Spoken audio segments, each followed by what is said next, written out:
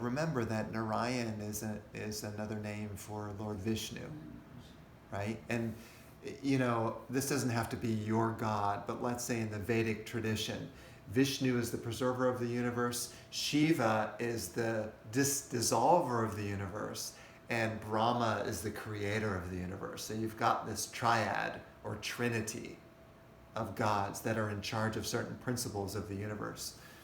And so there was this elephant, and the elephant's name was Gajendra. Now, Gajendra was the king of all the elephants, and he lived... And he's fully elephant, not just the head? Fully elephant, yeah, fully elephant. And he lives on a paradise island, kind of like a heavenly island, in another realm, not on Earth realm, but a different planet. And all the animals in that forest respect Gajendra, because he is the king of all the animals. No one messes with him. He's the ultimately powerful animal on that land. So when he's tromping through the forest, all the animals get out of the way, right? No one bothers him. And he's usually surrounded by his family, his wives, his children, his uncles, his aunts. Everyone's kind of like coming together around him. And so one day he's tromping through the forest, this lush green forest, a jungle. And Gajendra gets really thirsty. And so he's looking for water, and suddenly he's running because he's really desperate to find water. And he breaks through the trees and he enters onto this white beach. And then there's this lake that's covered by kind of this pink pollen from the lotus flowers. And he's, and he jumps into the water. And he just starts drinking with his trunk. Drinking in the water. He's so thirsty. And then he gets kind of deeper into the water, and he feels something clamp on to his leg. Yeah, and it's the crocodile. The crocodile is pulling his leg. It's got it clamped on. And the crocodile is the king in that world, in the water. See, Gajendra is the king on land. He thinks he's so powerful. But when you enter the realm of the crocodile in water, now you're fighting against the king of water, who's the crocodile. That crocodile's name is Maya. Maya. Right? And remember, Maya symbolizes the illusion. That's kind of the mind that covers us from seeing absolute truth.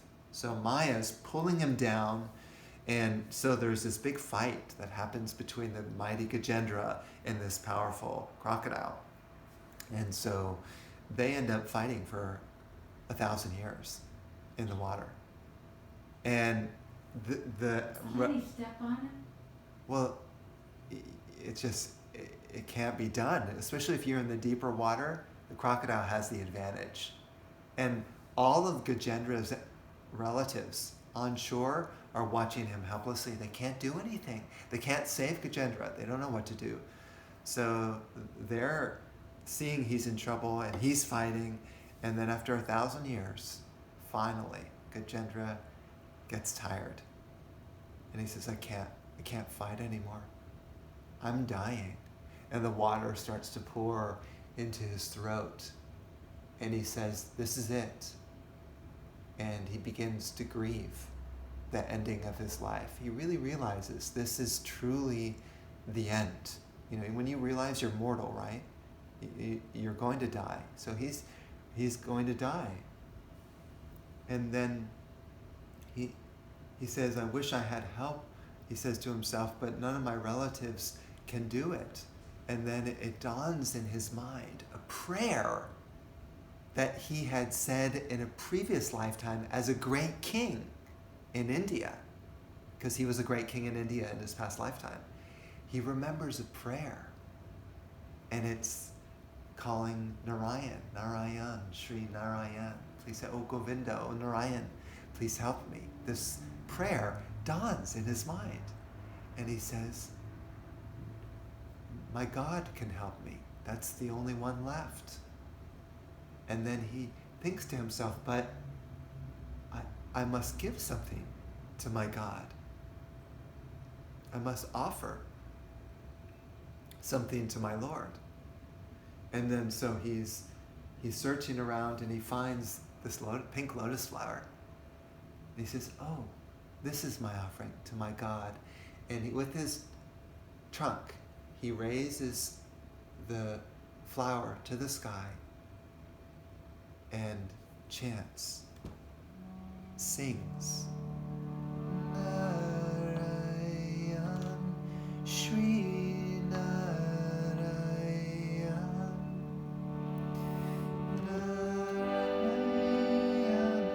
Shri Narayan,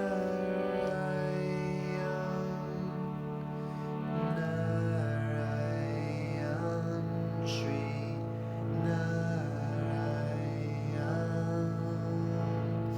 Narayan, Shri Narayan.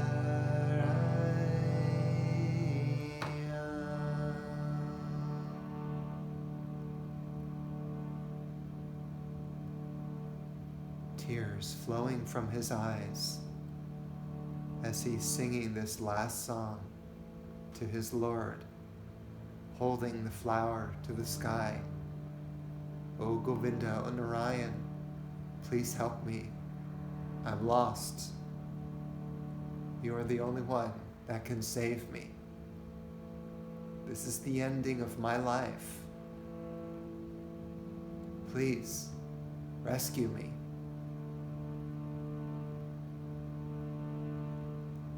And Narayan, who's seated high, high in the heavens with his consort Lakshmi, hears the sound of Gajendra's prayer. And immediately, even without a word, he darts away, flying towards heaven, flying from heaven down towards earth. It's wind. It's wind.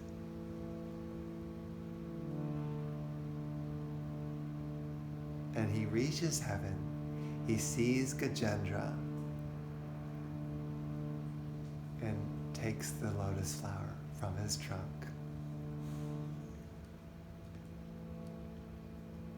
And with his chakra, with this weapon, he throws the chakra and cuts the crocodile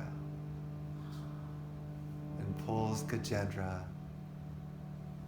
out of the waters and saves him from death.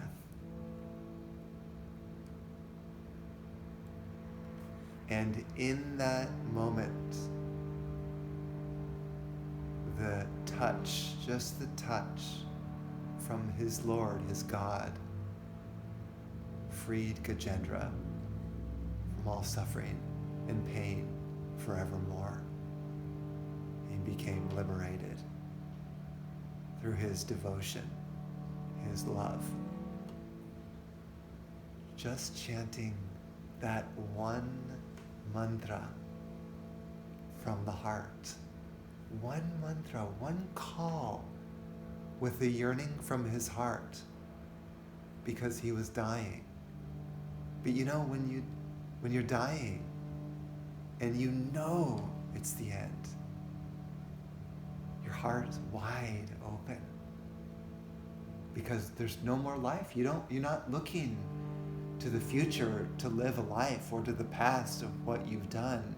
It's just, this is it. And Gajendra's heart won him freedom.